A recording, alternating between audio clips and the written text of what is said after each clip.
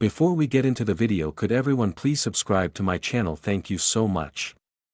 A struggling rancher bought a girl labeled too wild for any man, unaware she was born to ride beside him. The saloon doors banged open, and the stale air of dust and sweat thickened. Men leaned on wooden beams, tankards in hand, their laughter punctuated by the hiss of whiskey poured into cracked glasses. Through the haze of tobacco smoke and low lantern light, they saw her, a wild thing dragged into the center of the floor. A young woman, hair tangled, eyes fierce, chin lifted as if daring the world to break her. They called her Tessa. She might have been 22. Her hands were bound behind her by rough rope, but her posture remained defiantly upright. She wore a faded work dress and worn boots, dirt caked at her wrists. Her eyes, though, were bright, full of storm and fire. Hank McCord, old and bloated, stalked onto a table and pointed a shaking finger at her. His beer gut jutted out, his face flushed red with drink and pride. "This one," he shouted, his voice cracking over the din, "knows not how to cook nor to bow her head. Her tongue cuts better than a blade. She called me out in front of my hands. Anyone want to take a crack at taming her? Go ahead, I sell her cheap. She ain't worth $1 to any man who knows how to teach a woman her place." The saloon erupted with laughter. A burly blacksmith took a long pull of his ale, slammed the glass down, and roared, "Wild mare, that one. Who dares mount her?" Tessa's chest rose and fell, but she did not flinch.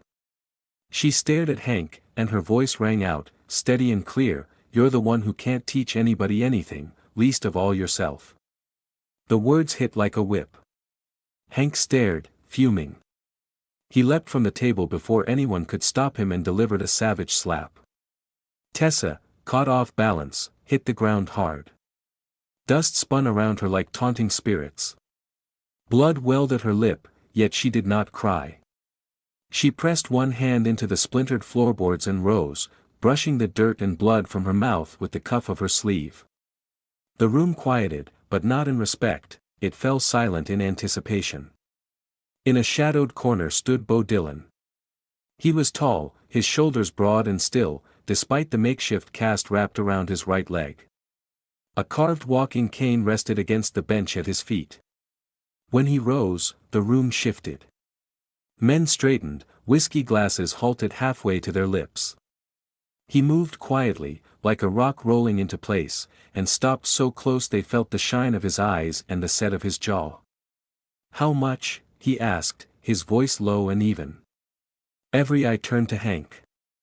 Hank, winded from his blow, stumbled back. He sneered, wiping spit from his lip. "You a crippled rancher sitting alone out back? Think this wild filly will boil beans before she bores you to death?" Bo did not blink. He reached into a worn leather pouch at his belt. The pouch opened with a crisp snap, and then a neat clink of silver coins rattled across the table, past whiskey, boots, and empty mugs, until they stopped at Hank's dirty hand. "I don't want someone easy to own," he said. "I want someone who's got fire." Time slowed. A man's laughter died halfway through a breath. For once, animosity held its tongue. Bo crouched down and cut the ropes that bound Tessa's wrists. He helped her to her feet, steadying her with a firm hand at her elbow.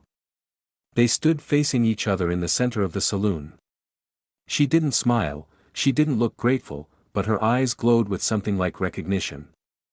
An ember sparked in the ashes. He didn't ask her name, she didn't volunteer one. He simply ushered her through the crowd, past the tables of still murmuring men. No one spoke. Some scowled, others watched uncertainly as they stepped outside into the cool night air. Tessa raised her chin higher, the wind catching stray strands of her dark hair. She walked without looking back at the saloon's swinging doors, where laughter and curses had filled the walls scarcely a moment before. Behind her, beside her, Bo followed. He did not speak, he carried a lantern, its light steady in the dark, but his eyes were on her, the woman who would not bend. And though she would not say the words, something inside Tessa felt a shift, a realization that maybe this man too lived by his own rules and would not ask her to silence hers. So she walked into the night beside a stranger who had seen her storm and offered something neither training nor ownership could provide: choice. The wagon creaked through the last bend of the dusty trail as dusk draped its silence over the plains. Tessa sat upright beside Bo, her arms crossed, her jaw clenched. Though free of rope, the weight of humiliation still clung to her like dust on her boots. She had not spoken a word since they left Red Hollow, nor had she asked where they were going. Bo's ranch stood at the edge of a shallow ridge, a modest spread of land lined with corral fencing and a weathered barn sagging at one end. His house was simple, 2 rooms and a loft, patched with care but bare of unnecessary comforts. He stopped the wagon, climbed down slowly with the help of his cane, and then turned to offer her a hand. She ignored it, jumped down herself, and followed him wordlessly toward the house. Inside, it smelled of cedar smoke and old leather. He showed her the loft by pointing. A wooden ladder led to a low ceiling space above the main room. "Bed's made, clean towel by the basin," he said gruffly. Then, without waiting for thanks, he turned and walked out, leaving her with nothing but the sound of the wind and her own breathing.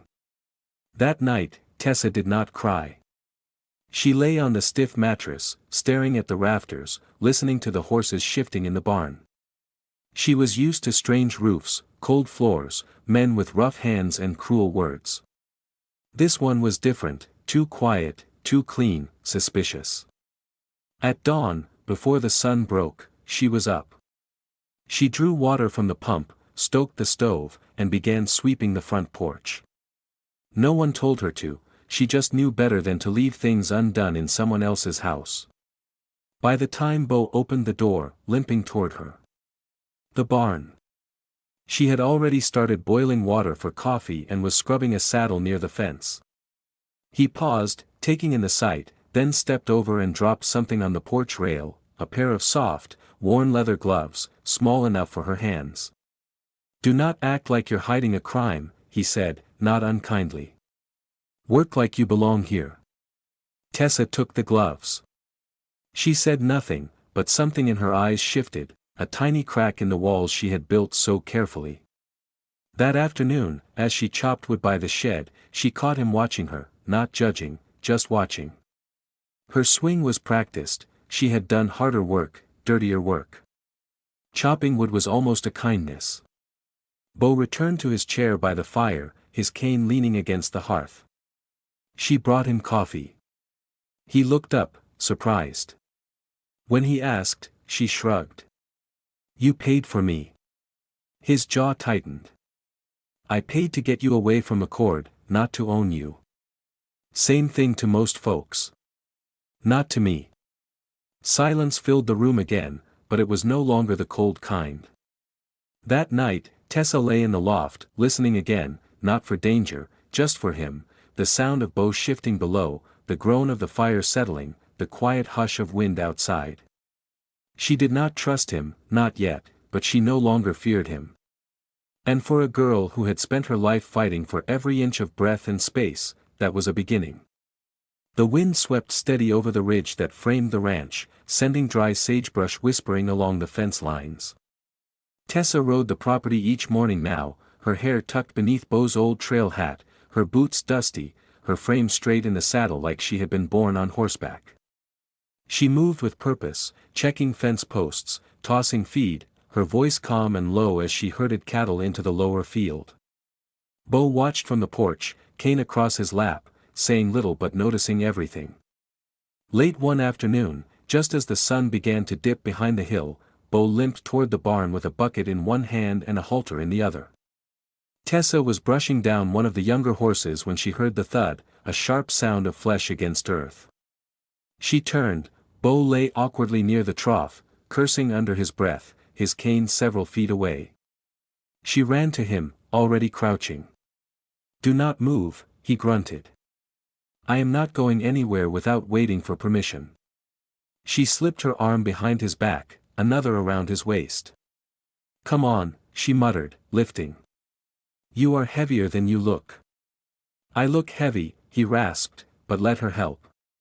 It was slow going, her chest pressed against his back as she half carried, half dragged him toward the house. Neither of them spoke, but both were acutely aware of how close they were, how the line between necessity and something else flickered. When they reached the steps, she shifted him to a sitting position too quickly. His leg struck the edge of the bench with a dull thump.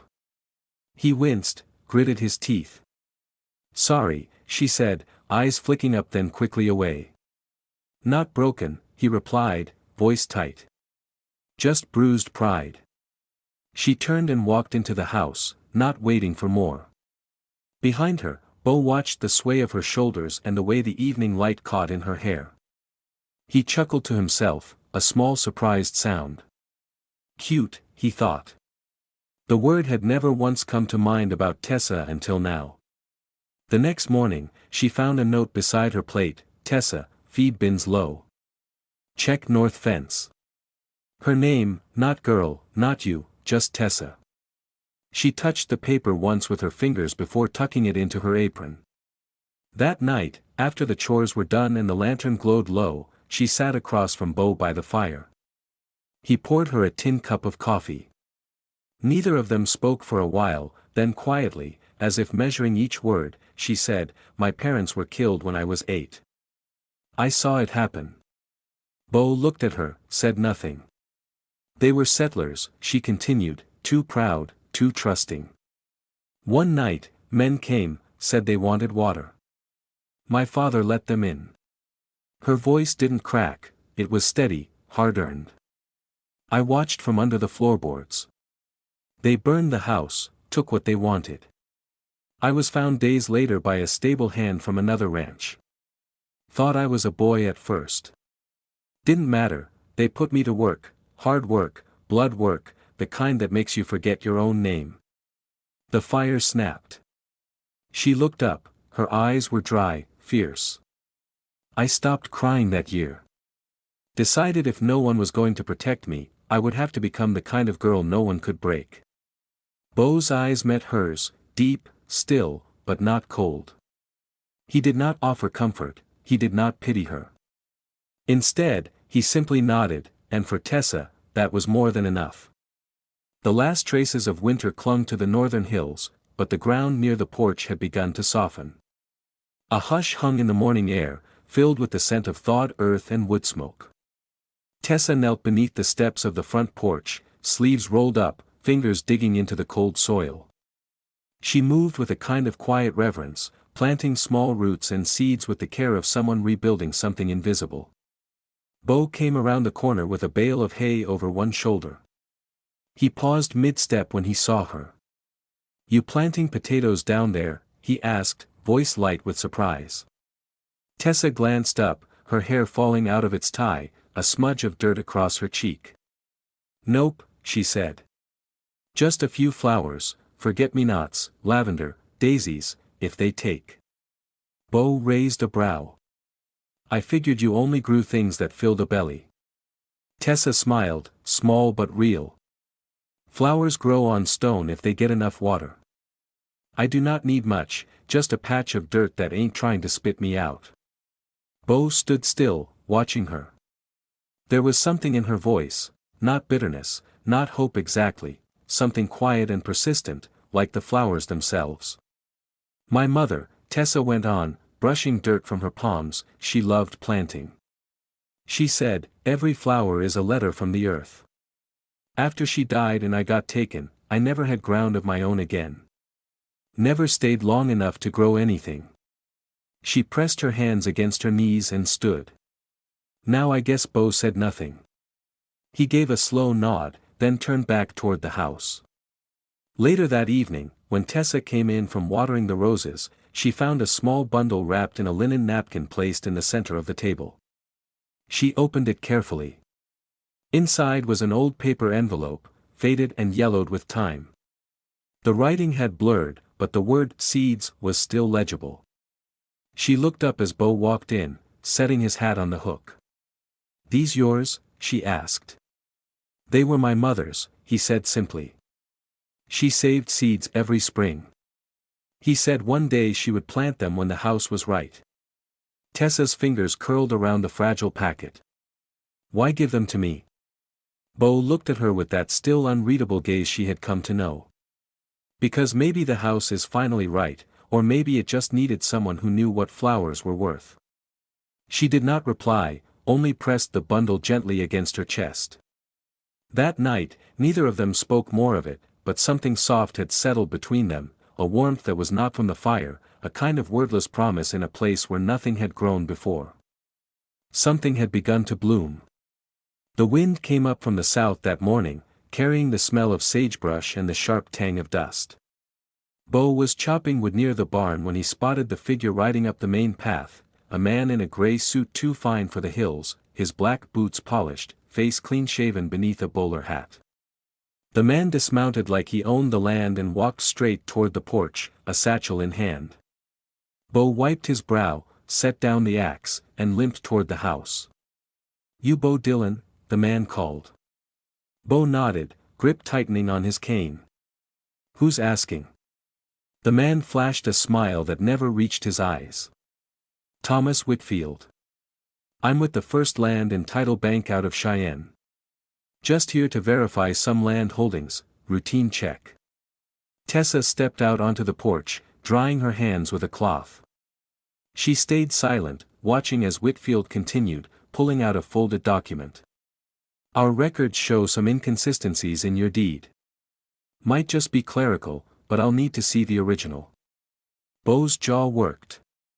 He knew the land was his, inherited, passed from his father, but he had never been one for papers or reading fine print. "I'll get it," he said slowly, turning toward the house. Tessa's voice came quiet but clear. "May I see what he brought first?" Whitfield blinked. "It's just bank business, miss." "Yeah, zip. I can read," she replied. "And I've seen more than a few of those forms." She stepped down from the porch, took the offered paper, and unfolded it. Her brow furrowed as her eyes scanned the words. Then she looked up. "You're not from First Land and Title. They don't use this letterhead anymore, switched 3 years ago. And this clause here, it's a forfeiture trigger. If Bo signs anything under this, he loses his land within 60 days unless he repays a loan he never took." Whitfield's face stiffened. "Now look here." "No," she interrupted, folding the paper calmly. "You look. I've seen your type. You float from one struggling ranch to the next, find folks who cannot read, and trick them into giving up everything.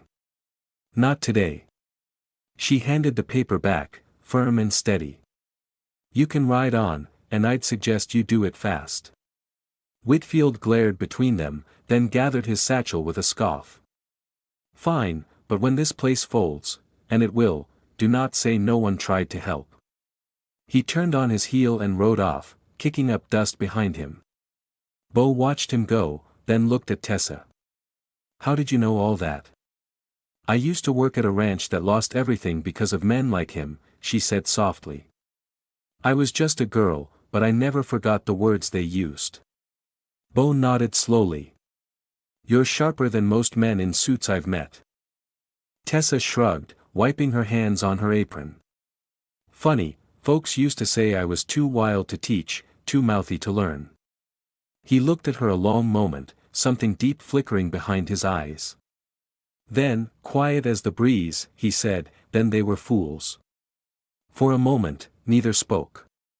The sky stretched wide above them, the wind curling around the porch like a whispered promise.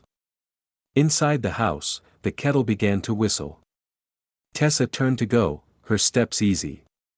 She did not need thanks, she had not done it for that. But Bo followed her in, and for the first time, poured 2 cups of coffee instead of 1. The lantern flickered low in the cabin kitchen, casting golden hues across the worn wooden table where 2 figures sat in the hush of evening. Outside, the Wyoming wind sighed through the grass and rattled the old shutters, but inside it was warm, not just from the stove, but from the presence of 2 people who had slowly begun to lean towards something more than convenience. Tessa sat upright, sleeves rolled up to her elbows, face furrowed in concentration as she balanced the ranch ledger. Her hand moved steadily over the page, writing down feed costs, repairs, and purchases with surprising precision. A pencil was tucked behind her ear, and her hair, usually untamed, was tied back in a loose braid. Bo Dillon sat across from her, his long fingers tracing symbols burned into a leather-bound branding guide. His voice, low and steady, broke the quiet. "This one here," he said, pointing, "is Bar T. It belonged to a ranch south of Casper, gone now." Tessa leaned in, examining the mark. "Looks like a hammer and nail." He grunted. "A brand's a story.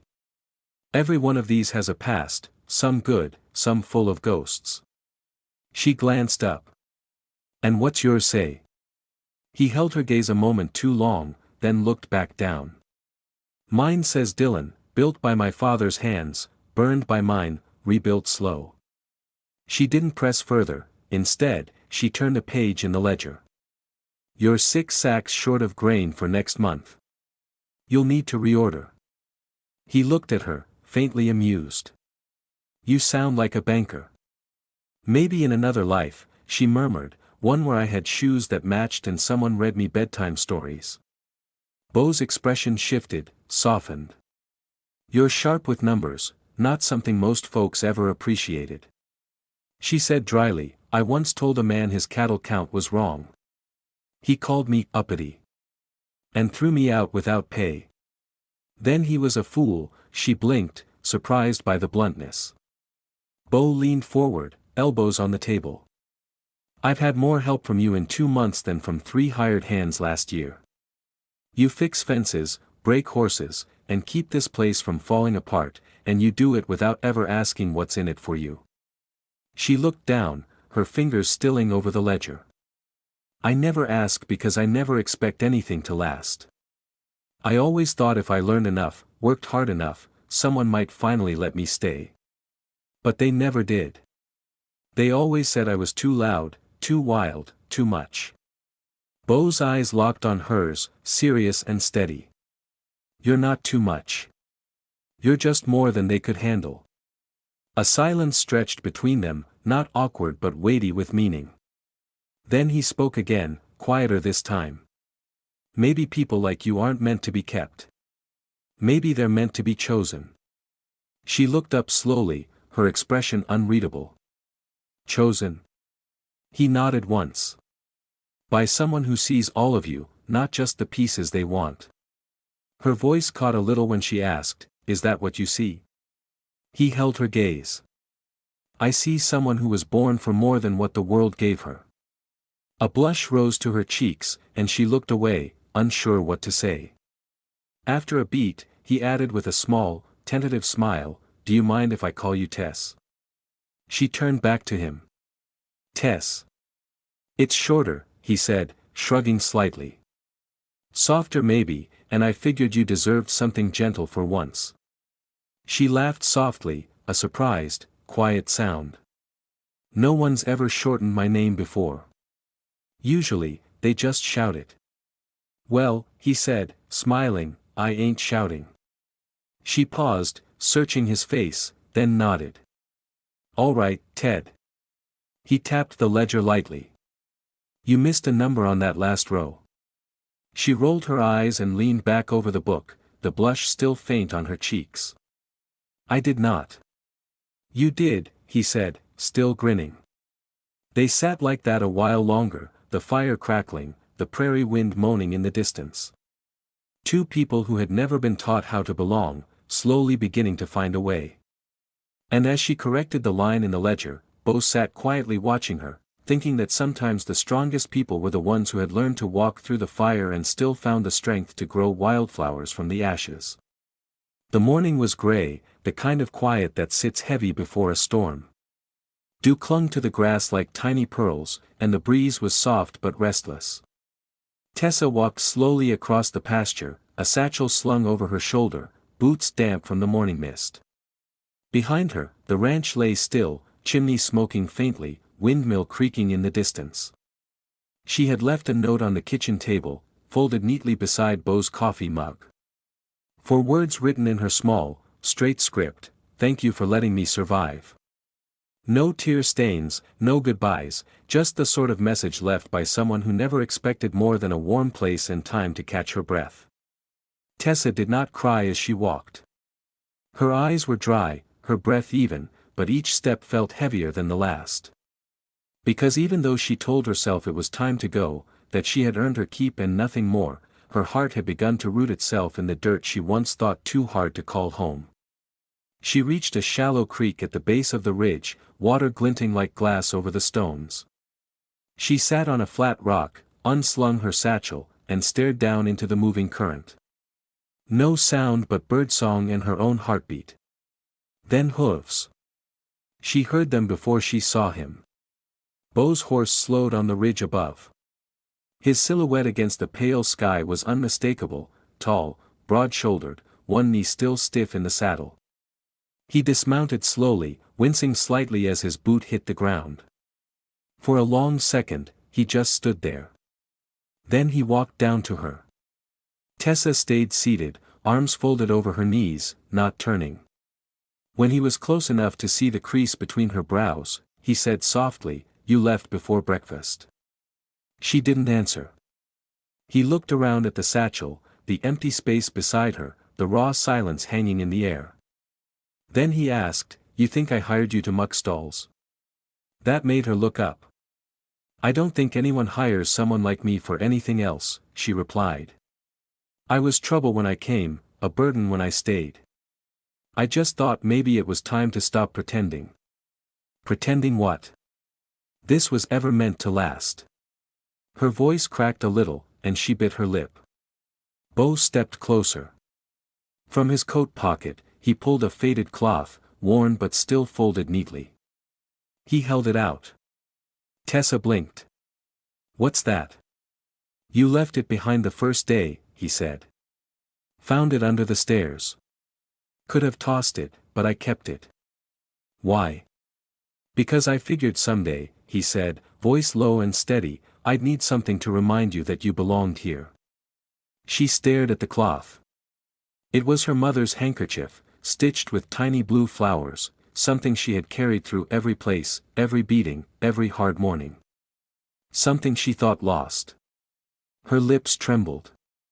"You kept it all this time?" He nodded once. "Because from the moment you walked in and stood your ground in that busted barn, I knew you weren't just passing through. You were the kind of woman you build a home around if you're lucky enough to deserve it." She shook her head, breath catching. "I'm not someone men keep." "No," he said gently. "You're someone men follow if they've got the spine to." Tessa stood slowly. The creek whispered beside them, wind brushing her cheek like a question. Beau extended his hand. He didn't promise anything, he didn't beg. He just offered, calm and steady, like he did with wild colts, with broken tools, with every hard thing that ever needed patience.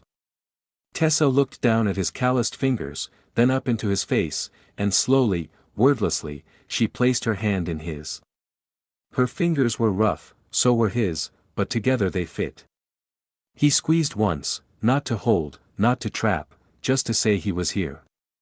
She did not cry, not yet, but in that moment by the creek and the rocks and the sky turning gold above them. She knew she was no longer just surviving, she was starting to live. Summer rolled in with golden dust and humming bees, and Wildflower Ridge bloomed in full. The ranch was no longer a quiet, half-forgotten place tucked against the hills, it pulsed with life. Cattle grazed lazily across wide pastures, fences stood tall and tight, and the garden behind the cabin overflowed with color. Lavender, forget-me-nots, and daisies swayed in the heat, their fragrance drifting on the wind. Tessa rode the fence line each morning, her hat pulled low and braids swinging behind her. She barked commands, patched brakes, pulled calves from thorny traps, and by noon returned with dust on her boots and a spark in her eye. The boys in town started calling her Miss Tess, who rides like thunder, though not one of them could keep up with her in the saddle. She was no longer just helping Beau, she was running the ranch with him. They never made announcements, never needed to, but the way she walked beside him at the general store, hand brushing his, the way he passed her tools without asking, the way she handed him coffee every sunrise with the quiet smile of someone who had made peace with herself, it was all clear as glass. On one warm evening, with crickets chirping and the sun hanging low like a coin in the west, Bo saddled his horse and whistled for her. She met him outside the barn, curious. "You planning on running off?" "Only if you're coming too," she arched a brow. "Where we headed?" "You'll see." They rode side by side, hooves kicking up soft clouds of dirt. The trail wound past the southern field, over the small ridge where wildflowers bloomed thickest in spring. It had been Tessa's idea to scatter seed there. The soil was rocky, the hill half barren, but she said it deserved something beautiful. Now, in the golden light of dusk, that hill was ablaze with color. Bo dismounted and tied his horse, she followed suit. Together, they climbed the last slope on foot, boots crushing wild petals. At the top, they stood in silence, the flowers brushing their knees. Wind moved through them like a hymn. In the distance, the ranch lay quiet and golden, safe under their shared care. Bo cleared his throat. "You said something once about how flowers can grow on rock." Tessa turned, curious. "I did?" He looked at her steady and calm. "Got me thinking, if flowers can grow on stone, maybe love can too." She didn't speak, just watched him, every wall inside her trembling but not falling. Bo took a slow breath. "Where does it grow, Tess?" "Love, I mean." She blinked, then smiled softly, a smile full of everything she had been and everything she had become. "In people," she said, "who ain't afraid of where they came from, even when it hurt." His eyes dropped for a moment, then he reached into his coat pocket. From it, he pulled a piece of leather, worn and curved with age. It was the old horse rein he had carried since boyhood, the first one he'd ever carved, and in the center, a single letter burned into it. "I ain't got a ring," he said, "never figured I'd need one." He stepped closer and held it out. "But this has followed me longer than any man or woman, through war, through storms. It's the only thing I ever trusted to hold steady." Tessa stared at the strip of leather, her throat tightened. "I wanted to follow you. Now." Bo said, "If you'll let it." She didn't answer right away, just reached out her calloused, sun-bred fingers, brushing his. She took the leather, looped it gently around her wrist, then met his eyes. "You didn't try to tame me," she whispered. "No," he said, "you're not a thing to be tamed. You just stood beside me." He nodded. "That's the only way I want it," he said, "beside you always." They stood like that long after the sun dipped behind the ridge, no vows, no preacher, just flowers, wind, and two souls who had stopped running. From that day forward, folks didn't call it Dillon Ranch anymore, they called it Wildflower Ridge, not just for the blooms but for the woman who made them grow. Tessa rode beside Bo every day after, through storm, through sun, through every broken fence and every birth in the barn. And when strangers came and asked who ran the place, the townsfolk would say, "She does. The girl no man could keep." But someone did, they'd reply, smiling. Someone chose her, and she chose him back. If that story touched your heart, if you felt the dust in the wind, the fire in her eyes, and the quiet strength of a man who chose not to tame but to stand beside, then you're in the right place. At Wild West Love Stories, we bring you tales of love that rise from the hardest ground, stories where hearts heal, where strong women and silent men find something worth holding on to, and where even the wildest souls find home. So if you believe in that kind of love, the kind you fight for, the kind you ride beside, hit that subscribe button, like, and share this story with someone who still believes in real, raw romance. And remember, out here in the West, love was never tame. Subscribe now to never miss a heartbeat from Wild West Love Stories.